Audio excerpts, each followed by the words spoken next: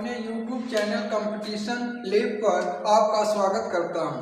आज हम profit and loss के टाइप नंबर 21 के पार्ट नंबर 3 पर पहुंच चुके हैं। आप देखिएगा, अगर इस प्रकार के सवाल हैं तो हम कैसे सॉल्व करते हैं। एक दुकानदार अपने संपूर्ण वस्तु को 2 संबंधे 3 संबंधे 5 के अनुपात में विभाजित करके 10%, 15% और 20% का लाभ पर बेचता है। ठीक है, तो संपूर्ण वस्तु पर कितने परसेंटेज का लाभ होगा, इस सवाल को हमको सॉल्व करना है। देखिएगा, जब संपूर्ण लाभ आपसे पूछे तो हम यहाँ से देखिएगा करेगा 2, 3, 5 जो संबंध है इसका हम अनुपाती योग कितना होगा वो बता दीजिए। तो अनुपाती योग जो होगा टोटल 10 होगा। तो अगर मैं कहूँगा कि पहला वाला भाग पर कितना उसको होगा, पहला भाग कितना होगा तो इसको लिख सकते हैं 2/10। दूसरा भाग पूछेगा तो 3/10 और तीसरा भाग पूछेगा तो 5/10 हम लिख सकते हैं। तो क्रमशः आपका 10%, 15% और 20% पर लाभ पूछता है तो हम इसका इस प्रकार लगाएंगे। देखिएगा, टोटल लाभ पूछा है तो लाभ कितना होगा। ठीक है, कुल लाभ परसेंटेज बराबर यहाँ पहला वाला भाग क्या है 2/10, 2/10 करेगा, गुणे लिखना है 10% यहाँ 10 कर दिएगा। दूसरा वाला भाग कितना है 3/10 है तो यहाँ करेगा 3/10 और गुणे करना है 15%। तीसरा वाला भाग कितना है 5/10 है तो यहाँ करिएगा 5/10 और ये आपको हो रहा है 20% का लाभ। ठीक, इनको कटा दीजिएगा, 0 से 0 कट गया। ठीक, यहाँ कटा दीजिएगा, कटाइए मत, ऐसे ही छोड़ दीजिए। देखिएगा, नीचे आपका 10 रहने देगा। इसका गुणा करेंगे तो हो जाएगा 20, इसको करेंगे 15 यहाँ 45, इसका करेंगे 20 25 100 और सभी के अपान में देखिएगा सबके नीचे 10 है। ठीक है, सबके नीचे 10 है तो आप चाहो तो इसको कॉमन ले सकते हो, 1/10 को कॉमन ले लो। अब यहाँ पर सभी को जोड़ दो, जोड़ोगे कितना आएगा देखिएगा, ये आपका हो जाएगा 65। अब 65 में 100 जोड़ेंगे कितना होगा 165। ठीक, इस बार क्या होगा 165 में आपका यहाँ दशमलव लगा दीजिएगा और बटा में 10 आपको हट जाएगा।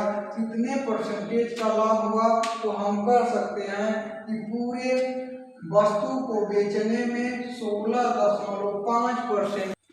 एक दुकानदार अपने संपूर्ण वस्तु 2 संबंधे 3 के अनुपात में विभाजित करता है। क्रमशः 10% की हानि और 15% का लाभ प्राप्त करता है। यदि पूरे व्यापार में 65 रुपये का लाभ होता तो वस्तु का क्रय मूल्य कितना होगा। ठीक, पहले के काम करना है कि टोटल पूरे व्यापार में कितने परसेंटेज का लाभ हुआ है उसको हमको ज्ञात करेंगे और इसके बाद हम 100 के हिसाब से सीपी ज्ञात कर लेंगे। ठीक, तो देखिएगा ये दिया है आपका 2 संबंधित 3। तो अगर हम कहते कि पहला वाला पार्ट आप बताइए तो क्या बताते, यहाँ पर 2 करते और इसको दोनों को जोड़ के लिख देते। और सेकेंड वाला भाग करते तो क्या बताते आप 3/5 है, ये आप जानते हैं। ठीक, अब हमको करना है पूरे व्यापार में कितने परसेंटेज का लाभ हुआ है।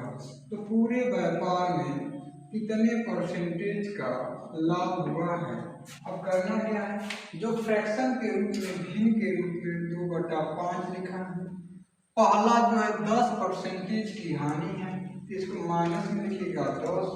ठीक, और सेकेंड पार्ट है 3/5 और 15% का लाभ।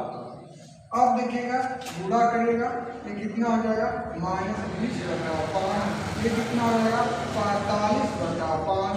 ठीक है, अब चाहो तो ये 5 से कटा दो 9 बार में, ये 5 से कटा दो 4 बार में, टोटल आगे माइनस में है -4 और 9 कितना हुआ, ये 5।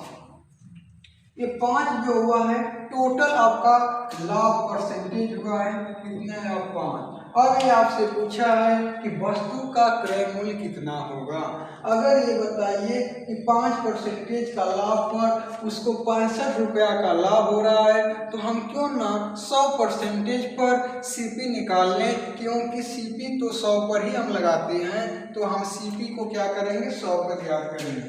तो 5% का वैल्यू के सामने लिखना है 65, ये आपका प्रॉफिट परसेंटेज में है, लाभ परसेंटेज में है और ये रियल वैल्यू है।